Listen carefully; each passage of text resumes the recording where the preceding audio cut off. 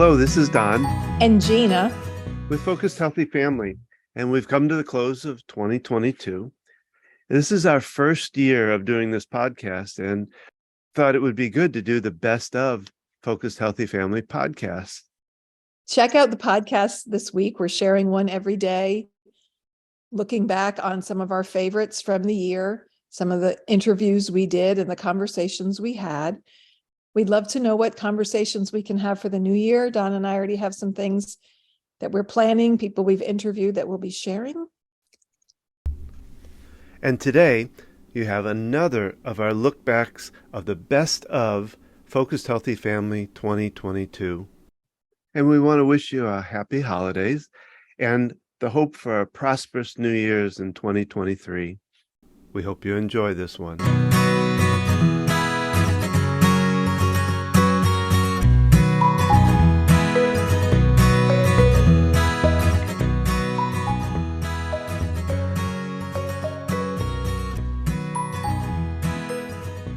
Hi guys, so my name is Bethany Gettis and I am the mother of two amazing little boys and I'm the owner of Nutritious and Delicious. And I actually started my journey working in the diet industry as a nurse. So I was working with a lot of people trying to help them lose weight for about 5 years. And this was all before I had my boys.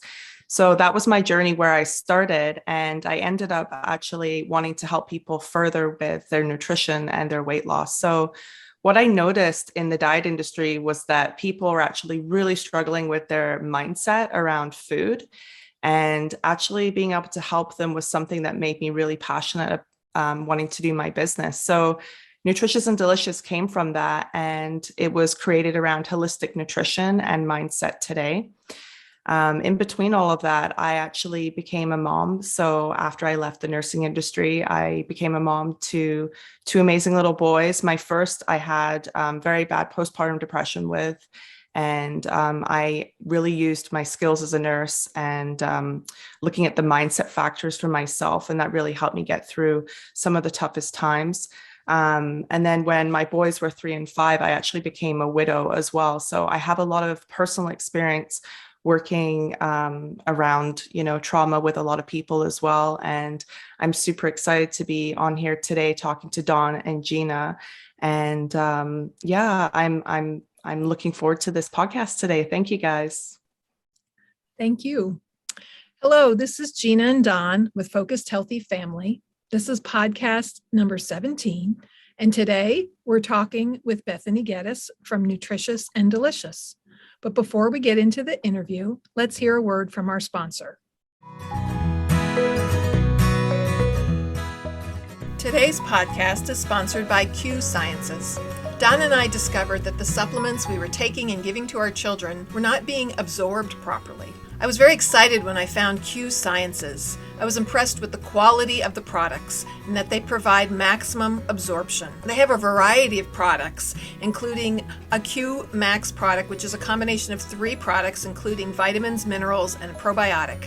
They also have hemp oil, a vitamin B12 spray, a sleep spray, and kids products. I've really seen a difference in how these products are improving how I feel, improving my mental health, and I'm happy with the quality of these products and how they're helping our whole family. If you'd like to learn more, simply go to qsciences.focusedhealthyfamily.com. That's the letter Q, sciences.focusedhealthyfamily.com. Or you can find a link on the front page of the focusedhealthyfamily.com website. And stop throwing your money away on supplements that don't work and use a quality product like Q Sciences.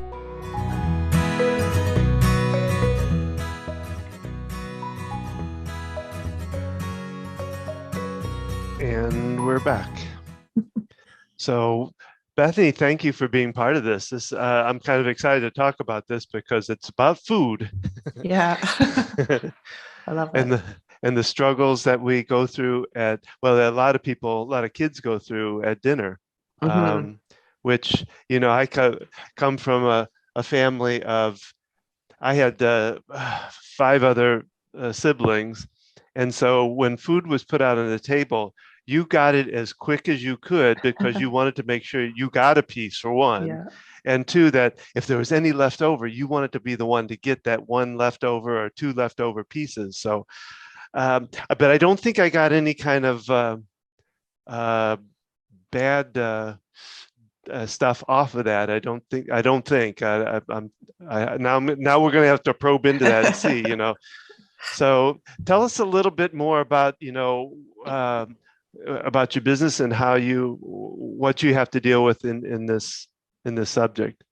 Definitely. Thanks, Don. Nutritious and Delicious was something that created because I was really passionate about helping people, and working in the diet industry as a nurse for about 5 years, what I noticed was the diet industry was a revolving door for people. And every year people came back in, the same people, heavier. And I was really wondering like what the difference was, like why it wasn't working for them. Even though I knew at the time, them following a plan, a program was really helpful. They were coming back in even heavier. So I'm like, there's something here that's not working. So we usually found it was mindset traps, and a lot of it related back to growing up as a child around food. And again, we don't know what we don't know until we kind of get to these points later in our life and we look back and think, oh, this is kind of what was happening as a kid, and I kind of took these tapes and now I'm putting it onto my children. So that's kind of where I come in now, and I help a lot of families out. Well, I know I've worked with, actually in my EFT practice, I've actually worked with some people that, I don't know, probably a half dozen people on weight loss. Mm-hmm. And, what I saw was the roller coaster ride, lose weight, year later, gain it back, like you were just talking about. And that, and the exact same thing I found was it's got to do with this first. You got to get this up here in the mind clear to be able to really make it stick, make it work. Yeah. It's honestly, it comes from a place of people having tapes, a lot of self-worth tapes as well. There's different things people have grown up with. Like two people from the same family can have completely different tapes, and it's no fault of parents or anything like that. But sometimes we just overhear something and we take it with us.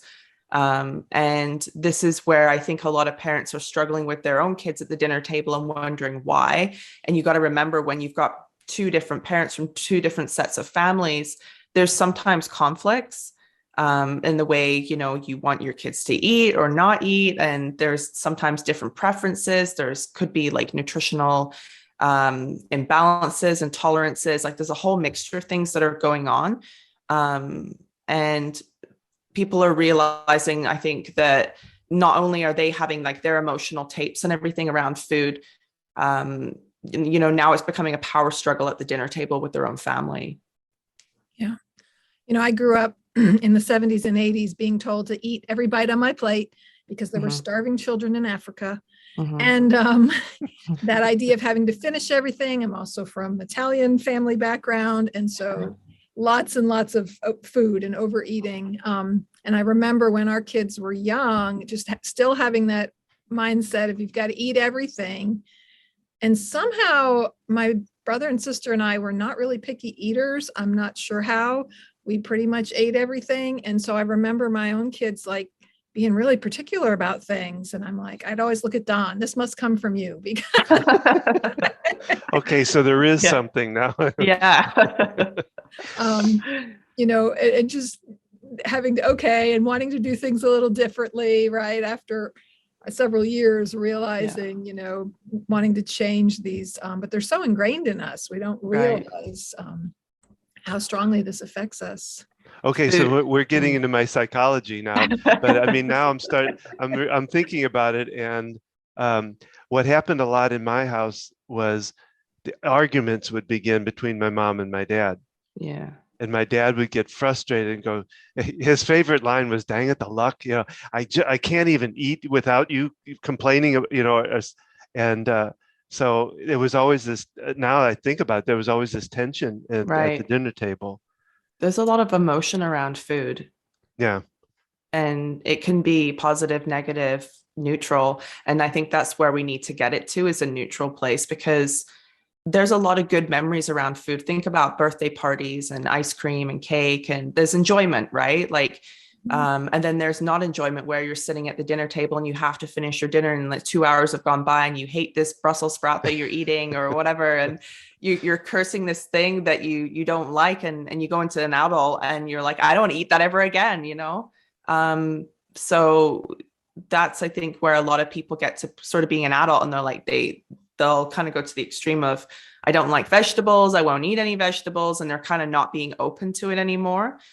Children are kind of a little bit easier to deal with because they're more adaptable. But if you're pushing things to them where they have to finish their plate and they're stretching their stomachs and it's physically like hurting them or causing like indigestion and things like that, it's going to start to become like a power struggle. And then now you're putting emotion into food, right? Well, I actually had a client when I was in my practice when I was working with, and I was working with her for weight loss. But one of the things that she wouldn't eat bananas, and what it came out as we were working with it. One time she remembers her mom. She was eating a banana, and her mom walked by, and she told her that if you keep eating those, you're going to be as big as a house someday. Yeah. See, there's the tape. Yeah. Oh my gosh. That locked into her. Yeah. And that's what I mean. As a parent, like you may think that you've said something, unknowingly but it's that whole notion of like the lies we tell our children of like, don't sit too close to the TV, you get square eyes, or, eat your crust because you get curly hair. And I still remember actually one time when I was about 6, I think it was, I brought this up the other day, but this little boy in my class had really curly hair. And I remember walking up to him being like, you must have eaten your crust. And he just looked at me like I was crazy or something. But I was like, but that's what happens, right? So, you walk around with these like notions that food is a certain way or food is good and food is bad. And that's another thing I think a lot of parents struggle with is kind of claiming food as that's junk food, that's not good for you, like we can't eat that, or adults doing it to themselves. And this is what creates binge cycles and starving cycles and all that and it also creates people going into diet industries when they tell themselves like, I can't eat that because I'm not supposed to. And what do we typically do as human beings? We always do what we can, so we always want what we can't have. So that's why I think a lot of people end up dieting, they're black and white about it, and then they go the opposite direction, right? Yeah. And is that what you kind of talk about as far as food being neutral? Trying to get it out of the bad good scenario and just make it it's food basically or something. I usually have to talk to the person first because a lot of the times I have to kind of gauge what's going on with them first. Like if they're like coming up to me and asking about a meal plan or like I need to lose this amount, and I always find out, well, why? Like, what are you here for? Like, what is the reason? Is it a health issue? Okay, yes, if it's a health issue, like we kind of need to get this under control, whether it's their blood sugars, maybe they're celiac or they've got a dairy intolerance, and we need to focus on their health. Like it depends on what direction we're going to go in. Other people I have come to me, they've had eating disorders in the past. They've admitted to being bulimic, things like that. When I hear things like that, or I hear things that drive me to that direction of that's what's happened to them, I usually tend to stay away from like having them be too rigid with their foods and meal plans. That's where I think they need more coaching, because that's where we need to start with them being neutral with food and having more suggestions, me telling them like, okay, let's try this instead, versus following a plan. Because if they come off the plan, that's when they'll go into like those cycles, right? And the vast majority of people usually do have a few tapes here and there of food. It's trying to sort of undo that while they're having a meal plan involved, because most people can typically follow a meal plan and be okay with that. But then if they're getting kind of too scrutinized with like, well, can I have this tablespoon of that? And, I had this that wasn't very good for me, but like now I feel really guilty. Like if I start hearing those things, I'm like, you need to do some coaching, because you're being too scrutinized, like with with like exactly what you're doing. Like if you're kind of like measuring everything, we need to keep people more like generalized, like, okay, well, you didn't have that protein today. Let's like switch it out for this one instead. Or, you know, if you're craving chocolate, instead of having the milk chocolate, let's try and do something with the dark chocolate, like melting it and putting it with strawberries or something like that. Right. So, you know, people, I can tell when there's that black and white thinking going on usually. Mm-hmm. Well, Yeah. and the worst thing is to stress over your mistake or stress over the fact that you fell off the wagon of Yeah. that, because that stress is really affecting you probably even more than the bad food. Mm-hmm. It does. Cortisol levels, like being your stress hormone, when people go into stress, you can't bring their blood sugars down, even if, you know, they're eating really well. So even from a health perspective, and they're trying to, you know, lose weight and they're stressed out, it depends what's going on in their life as well. But if they're stressing out based on the foods that they're eating, I would switch them more to just a coaching aspect than just following meal plans and stuff. Because again, you kind of have to gauge it based on the person that you're dealing with. And that's why, again, the dieting industry, it's a one size fits all. And you are conforming to that diet. You are conforming to exactly what it's saying. And if you're not following it, you're off, you're bad, you're not doing the right thing. And that's where people start with the beat up and the tapes come back, right? Mm-hmm. Yeah. Yeah. I see that in my own life. I've been doing kind of a whole foods. I did a food program recently. And I was rushing out the door the other day and I grabbed a bag of, there were grain-free pretzels, but I ate like half the bag because I didn't have lunch. And I realized how terrible I felt. Yeah. And probably because I've been eating pretty clean whole foods. And it's like, okay, I did that. I saw how I felt. I was exhausted a couple hours later. And so, you know, rather than beat myself up about it, I need to just move on. Yeah. And it's more like the next time you kind of say to yourself, okay, maybe what could have I done differently? I probably should have pre-planned something ahead of time, because Right. that's what I think most people run into the problem with, is like, I don't have, that's the first tape, is like, I don't have time. And that's the one that I deal with a lot of women, especially moms, because they put everybody else first and they're kind of last on the to-do list. So you try and get them to like make themselves some lunch or anything during the day. They're living off coffee and, you know, hope, I guess, to get to the end of the day. And then think about it. They're tired at the end of the day. And now they're trying to get their family to eat, you know, a decent meal. And, you know, I usually suggest, even with parents, like, dinner time is the hardest time to get vegetables into children.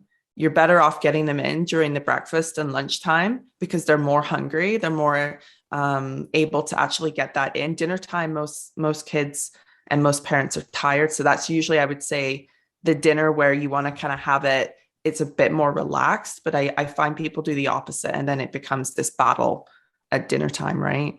Right. Yeah, we see that a lot. We use that as an example in our communication skills class, as far as that battle at dinner time. Mm-hmm. It's, you know, not liking whatever you've served them and not wanting to eat it. And the best way, to handle that, especially this whole idea of the foods being neutral. Mm-hmm. I'm quite curious more about some tips and ideas for doing that. Yeah, definitely. Once, when I started using with my boys, like when I started kind of bringing vegetables into their life, I would start cutting it up and then just offer it to them as I was cutting it up. And I wouldn't sort of give them any notion that I liked it or not, because that's the other thing. They're kind of looking to you for cues. Like, you know, do you like it first? Because I don't want to try it if you don't like it. So I usually just gave it to them. And sometimes they liked it, sometimes they didn't. Another good one is at the table, like having some fruits and vegetables or something that typically they haven't had before, maybe on a plate in the middle. They're more likely to want to put it on their own plate and have that control for themselves. That's where I think a lot of dinners, things like tacos or making your own pizza at home, kids get to decide, and it's giving them the control back. Or which vegetable would you like tonight? Would you like to have the broccoli or the carrots? And giving them that choice versus like, okay, broccoli, now you have to eat the entire thing. And then, you know, so everyone's different, right? Like my kids have preferences to vegetables too. And if I make a salad, sometimes one of them's like, I don't like tomatoes. All right, tomatoes aren't going on your plate, but you're eating whatever is in the salad, right? And the other one loves tomatoes. So, you know, we don't cater to like each person specifically, but we try to sort of, you know, let's get one of you to pick a vegetable out and the other one, you know, just try it, right? Like just try one at least. If you don't like it, you don't have to eat it. Like we don't like the whole like forcing them on it, because again, that that creates what you talked about with a banana, like tapes around it. And it's just that notion, that feeling around the banana itself, like in there. And another good way to, if your kids are really struggling not to get any fruits and vegetables in, is smoothies is a good way to get it in. Mask it with something that they like, whether it's peanut butter, banana, if they do like banana, or strawberries. You could do like a chocolate vegan protein powder, add that in there. And then also things like pasta sauces. That's what I just used recently. We had like the frozen vegetables and I had about 3 complaints. So I was like, okay, I'm blending this up and it's going into a pasta sauce, and everyone ate it. No problem. So you just have to kind of mix it up a little bit. Yeah, we used the smoothie thing with our middle child, who wasn't a fan of fruits, almost more so than vegetables. Oh, but she loves chocolate. That's how I get things in her. There you go. And I would make a smoothie with, it was like almond milk, bananas, chocolate, and then I'd put spinach in there. Yeah. Blend it up real good. And the chocolate, the brown covered up the spinach. And Well, she has texture issues. Like she won't eat strawberries, not because of the flavor, but because of the seeds. Yeah, the seeds. She can't take that, and we run into that a lot. The sensory issues play into a lot of food issues. The way the palate feels, or the smell of it, or and then, so like I said, she won't eat some of that stuff because of the feel of it. What's interesting is children, depending on ages and stuff as well, and what's going on with them, is that texture is a big thing. And that's why like children should be playing with their food at first, because it helps them kind of get associated with it. So sometimes even if they're not eating it, you could try something like an art or something that they're playing with it on their, and actually kind of touching it. So it's a different way of sensing it versus eating it, right? Like it's a way of kids understanding their foods. So, usually that's what toddlers in that age group would typically do, is they're mashing their like food between their fingers, and you're like, stop that. But it's actually a way for them to kind of understand their food and how, how it goes into the body and what it smells like, what it tastes like. So that's another way to kind of get them used to the food without actually having to eat it yet, is you could get them either to cut it or to play with it and just to put it in a craft, or make like, I don't know if you've ever seen like those fruit, like pictures that people do, and they'll kind of make art out of fruit and things like that. Like that's another kind of unique, crafty way to kind of get them to sort of associate with the food before they eat it as well. Make it into a craft. Yeah, I used to. Go ahead. Well, I used to, when I was a stay-at-home dad for the first couple of years of my oldest child, and we had this book called How are you peeling? How are you peeling? That's it.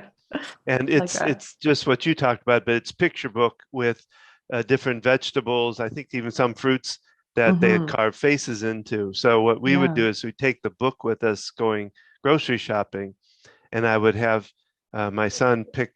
I said, "Can you find this one?" And then we would see if we could find one that had some kind of face already on it, or some kind of weird shape to it. We played around with the book and going through the produce.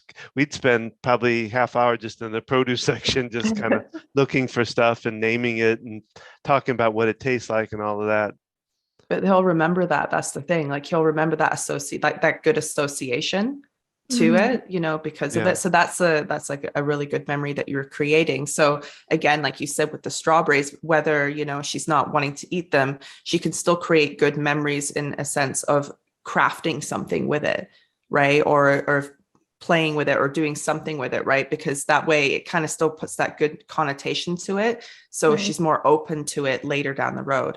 Another aspect of children and adults too, where they kind of gear away from certain foods, is because they may actually be intolerant to them. So sometimes we're intolerant to things that it might not be the strawberry itself, but it may be the pesticide that's on the strawberry. And it doesn't always come out as like a typical allergic reaction right away. Some people, have hives on their stomach. Some people get acne from certain foods. That's typically dairy related. Some people have like upset gut, like different reactions. Some people get eczema, dry skin. So there's a whole host of different things that people may be experiencing, and listening to children as well. Because sometimes if a child's saying like, my tummy hurts or something after a meal, and it's happening kind of often, or you're noticing they constantly have a runny nose, or they've got like dry skin, it's typically something to do with their food. And if they're avoiding certain things, it might not be that they know it themselves, but they're avoiding because their body is rejecting it. So that's where I think like intolerance testing is probably a key factor as well, just to rule that out. Mm-hmm, mm-hmm. Yeah, we've done some of that testing with our older two kids. Yeah, kind of interesting to look at that and see that. I've also seen the other side, and I'm curious your take on this, where when our middle child was going through her OCD, we were trying to figure out ways to help her. And I had one coach like let her choose her food. Well, she was craving dairy and sweets and wheat. And we later learned she definitely had the wheat intolerance. Right. But how sometimes our bodies crave what we're not supposed to have. Yeah, and actually, that's very true. You'll notice that, like, for instance, like I'm dairy intolerant myself, and I grew up on dairy. But the difference was when I was a child, we had a milkman come to the door in England where I used to live, and that doesn't happen anymore. You like getting it in a glass bottle from the actual farmer, from a cow that wasn't hooked up to a machine all day. And now our food industry has changed so much, and even if I haven't been aware of eating dairy, I will really crave that food right away after. And it does send out like histamines and reactions in people's bodies and things like that. So typically, if you're overeating a certain type of food, or you can't leave it alone and you're always wanting it, there's usually a reason behind it. Wheat and dairy and soy are typically the first ones that most people are intolerant to, and it's because it's changed so much in our industry in the last couple of decades here, just because we're manufacturing so much food that our wheat is genetically modified now. Our cows are hooked up to machines most of the day, and they're filled with hormones to get them to lactate, and a lot of people are having issues because of the way it's being done. Right. So it's not so much like the cow milk itself, it's kind of what's going into the cow. And people don't realize, like, when you're buying a jug of milk or anything, it's not going to say like antibiotics and hormones on it, but that's what's in our milk. And then we're wondering why we have all these like teenagers growing like crazy and on all this stuff, because there's growth hormone in our food, right? And we've been trying to replant seeds from even vegetables lately, and they're not growing. And it's because the foods are genetically modified. So the seeds won't recreate again.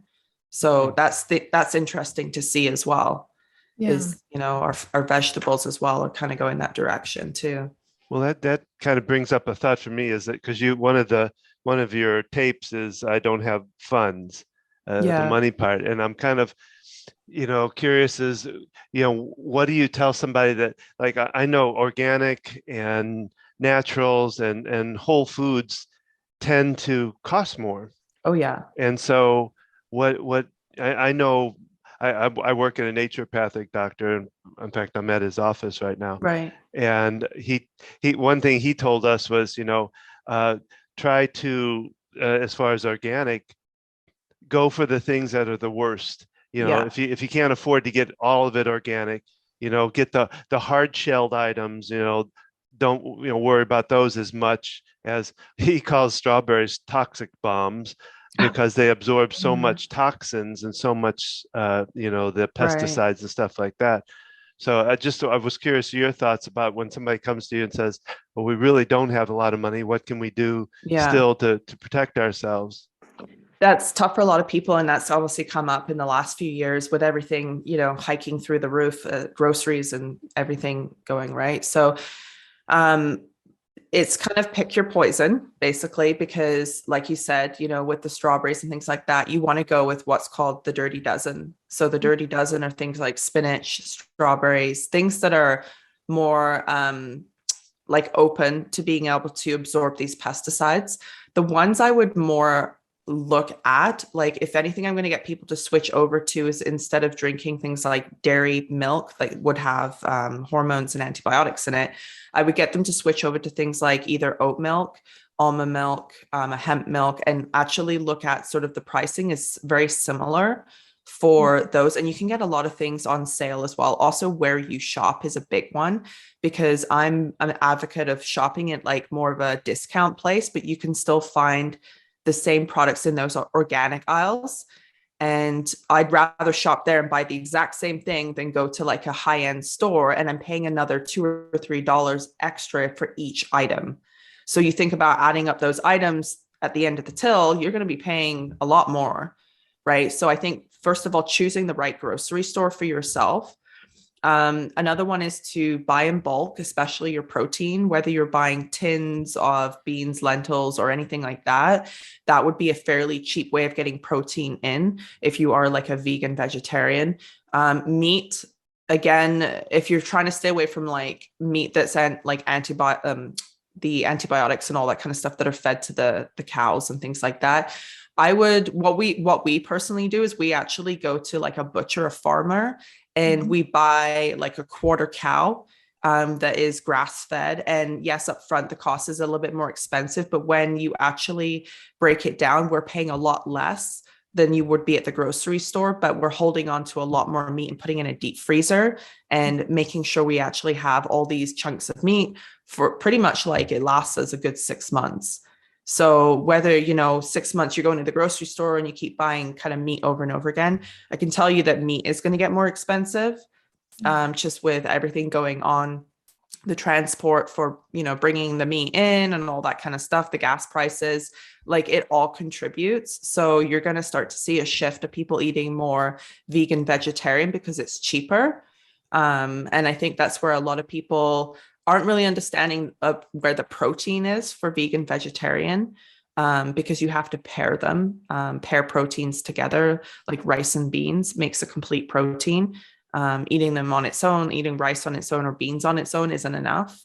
Your body needs those complete proteins, and a lot of people struggle with that when they are vegan, vegetarian, and eating whole foods. But you can find alternatives. The eggs as well, another one. That's a cheaper form of protein. Same with things like tin tuna, but also you got to look at like, okay, tin tuna you don't want to be eating every day because of mercury, all that stuff too. And then eggs as well.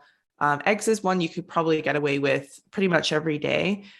We usually, for that one as well, do buy them from a farm because they're cheaper as well. And again, buying in bulk, because even buying eggs now and you buy organic eggs, it's a good probably Canadian $7 for about 12.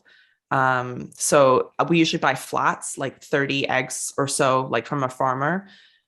Fruits and vegetables depends on the season. So I usually say buy within the season if you can, depending on where you live. We live somewhere that we don't get a lot of fruits and vegetables because we live in a very winterized place.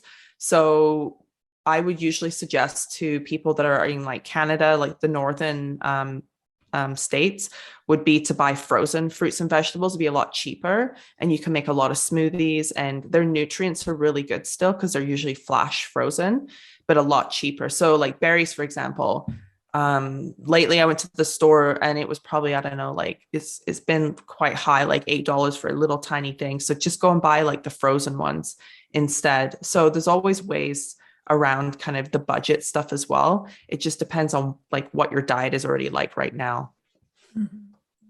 Yeah, those are great pointers and tips, because we're known to shop at multiple grocery stores, getting the items we want at the best prices. And there's some great companies now out there that'll deliver produce, and I've got friends part of CSA's, Community Supported Agriculture, and good. I have lots of friends who have chickens, so I've that's great. Getting a great source of eggs. Yeah, because in the US it's probably pretty close to $5 US dollars for a dozen eggs. A dozen eggs. Yeah, good egg, like organic or whatever. Right. And we've been doing that. I don't know that there's gone to Canada yet, but it's a thing called Misfit Market, and it's a company that takes it's all organic, I believe, and natural, and they find the things that the supermarkets kind of reject, that may not look as good, or getting closer to its time. Sometimes it's just overstock of an item, and so you kind of can order online each week and pick out the items that they have. So yeah, to me, it's helped us get an increased variety of vegetables. I'm looking at the best prices on the items that week, and it's helped us expand our palate a little bit with different kinds of vegetables. Like, oh, purple sweet potatoes, let's try that. Changing the the kids, some of the stuff that they look at and go, what, and they'll still sometimes eat it, if we like I say, you put it in front of them, kind of thing. I love that idea. I wish I had known that when they were younger, as far as letting them, pick things on their plate. Well, you used to, I love telling this story, because what you used to do to get her to eat, like if she, when she was a toddler, she's rolling her eyes virtually or whatever, because she's 20 now. We played a game with her, and I'd do a fake phone call and say the monkeys are we got like 10 pieces of whatever, or 10 green beans, and they're gonna come eat your food. And I'd be having this fake conversation, and when I looked away, she'd start eating. That's cute. Oh, bless. And I don't know, as far as mindset and what kind of tape and message. Now I think about it, it's like, the monkey's gonna come eat my food. We were having fun with it, making a game with it. I'm curious your take on those kind of ideas. No, I think I think a lot of parents do things like that. Like that's a positive reinforcement. Like, you're trying to get them. I think it's more when people are trying to sort of get their kids to sit and eat things, and they're making it more of a punishment to do it. And if you're being creative, like definitely, like, there's times where sometimes I just say to parents, like, look, just put some ketchup on their plate, let them just dip it in ketchup. And like, you're getting them to get it in, like, you kind of have to pick your battle. And sometimes it requires like adding different sauces, or getting them to try and make it themselves, and again, a lot of parents just want to jump in and like fix it or do it for them, and like you're actually not helping them that way. So that's where I think letting the children sometimes take the lead a little bit, with obviously like cutting up their own fruits and vegetables, but obviously using a blunt knife if they're little, and obviously keeping safety a priority. But definitely, like, there's lots of little things that parents do to try to like get their kids to be creative with the foods. But it's more of the punishment around food, or you're not allowed to have that, or keeping certain food out of the house and making it very like off limits. Like that's when kids are more likely to kind of go behind their back and do something, and sneak food. So I got to tell a funny story. So my mother, she raised us in a very healthy, we always had 2 vegetables at dinner. One was green, right? So she didn't buy things like cookies and stuff. We had pretzels for snacks, and, not very much sweets, except holidays maybe we had. But I guess we were teenagers at the time, and my dad liked Hydrox cookies, which are like Oreos. And she would buy them, I guess, for him, put them in the drawer in the dining room buffet chest, and we would all discover them and eat them. The hidden stash is behind, and then she would go buy another one. Put it in the same spot. And I don't know if you remember when you met me, but I used to, I moved out on my own, and I'd like eat ice cream for dinner, and I bought candy, and I would hide it in my own apartment. Every drawer had something, it was just and just that hiding it from myself, like I wasn't going to remember where I put it. Because that's the notion, is that's supposed to be hidden away. Right. And it's that notion around that the sugar. Well, right. And then, when I was a kid, we didn't have a lot of sweets either, but my best friend at the time, his mom had bowls of hard candy bars all over the house. It was cool. It was like walking into, oh my God, Willy Wonka. And he didn't like it was like no big thing to him. He didn't eat that much of it, but I was like, oh, I was always like that, Yeah. put in Yeah. pockets, Stuff in your pocket. but Yeah, yeah, wanting what you're not supposed to have, right? Yeah. Yeah. And well, again, because it was already around him, it was neutralized mhm, where it was always available. yeah. So he didn't have that need to like go for it, right? Whereas you're like packing your bags, you know. Okay, so there's a lot of things that I'm now realizing about food with me. Okay, thank you for doing that. I Yeah, appreciate but the other thing I was thinking about as you said this is uh, what the dinner table represents to families is what I think. Because when I think about our family, we, it's a time when we get together and we talk. We've played games around, around the dinner table, and it was an enjoyable time for our family to get together. Even now, I mean, they were together last night. We had them all over, and they talk and you kid each other, and it's a very friendly, happy kind of play. Gina, do you agree? I mean, I don't Yeah. think I'm Yeah, exaggerating. our oldest lives on his own, so we try about once a week for him to come over with his girlfriend, and it's usually taco night, which is interesting. You talk about, Mhm. they make their own. I put all the ingredients out. They get to decide what goes on them. But yeah, and having that family time together. I Yeah, think, that's important as far as making it a friendly, fun place in a Right. way. You know, not having a dinner table where nobody speaks, and I've been in households like that where you're not allowed to speak during your eating time, and Mhm. there were certain ways you had to do it and a lot of control and a lot of stuff going on. And to me, it would make for a better eating habit too, and a better, even being more relaxed, being able to take the food getting digested better and all of that. Mhm. I don't, Definitely. There's a lot of different, if you think about how many different families there's people that watch TV while they're eating dinner at the dinner table. And there's people that I can imagine now that sit on their phones and not look at each other. And, you know, it's things have changed a lot. And I think, we're very much big on like no TV upstairs. Like we only have one TV, it's in our basement, and it's basically for family nights, movie nights, things like that. And again, that's another place we gather around. And it's more of like just having a pajama party with the kids. And like, again, we have celebrations in terms of food down there as well. But we also have the dinner time is about, yeah, sitting down and enjoying each other, asking about each other's day. Kind of, we always talk about what we're grateful for. We go around, and that's kind of like our way of sort of like, how was your day? Like, what are you grateful for? And yeah, a relaxing space. And there's obviously a lot of families too that don't get together around dinner. Everybody kind of eats on the run, or standing up in a car or whatever. And you kind of take that with you into your next life, and you can either take it with you to your next family, meaning like, I really want to have dinner time at me. It's something that I never had, or I actually want to keep, our tradition of like a family dinner. And I think a lot of families are good at like the family meals in terms of like holidays and events.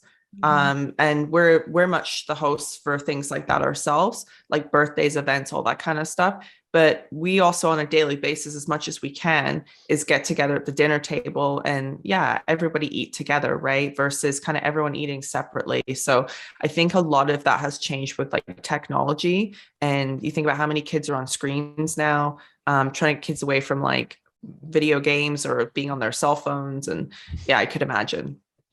yeah. With our older kids that are 24 and 20, we ate at the dinner table almost every night, Yeah. and now that they're older and we have a 13-year-old, we sitting all together at the dinner table is less frequent than it used Yeah. to be. Yeah. She's often wanting to bring her food upstairs because her friends are all online. Yeah, so but we still have those times when we do come together, and we have done things like breakfast. Days when I don't go into work, I work part-time. We have breakfast together. That's great. Like, even if you can get one meal or even a snack, like for me, I'm very much about like my boys don't always get to sit and eat with me per se, because sometimes they'll be hungry and they'll eat a little bit earlier. But we'll typically do a few nights a week where we sit down, the four of us as a family, and have meals together for dinner. And then sometimes they usually have their little breakfast together. And sometimes I'll sit down and do like a lunch with them. So it just depends on what's going on during the day. But I'm very much a big component of eating at the table and not eating on the run, because I find it's pushing people into this area of like, we don't have time, and like we got to like always be somewhere or be doing something, and we're in this like hamster wheel race of like a life, whereas let's go back to the good old days where we can actually sit down and like enjoy ourselves and eat food. Oh my. Yeah. Yeah. Bethany, just as a kind of a final thought here is maybe telling our audience how they best can find out about you. I know you have a podcast, and so if you can give some of that information out, and we'll have it up on the website too. But I wanted you to be able to speak it out now as far as how they can best find out more about you. Yeah, definitely. So all of my social media stuff, my podcast is all linked on my website. So that's usually just a place I like to let people go to. So that's www.ndelish.com. And there's a few recipes on there that you can print off for yourself if you want to try some things out. And I do have a few videos on there.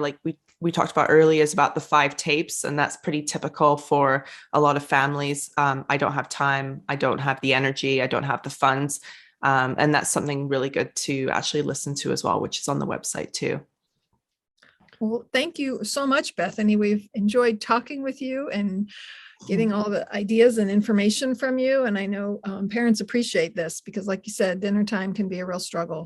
And my big takeaway from there is, having vegetables early in the day. That's something my husband and I have tried to do recently. And I'm sure if we could have incorporated when the kids were little, they would look at it as so strange. You're Yeah.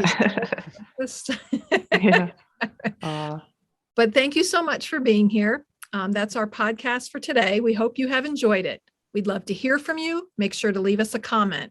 And if you like what you heard today, you can find more about our parent coaching program or join us at our upcoming workshop. You can find out at focusedhealthyfamily.com.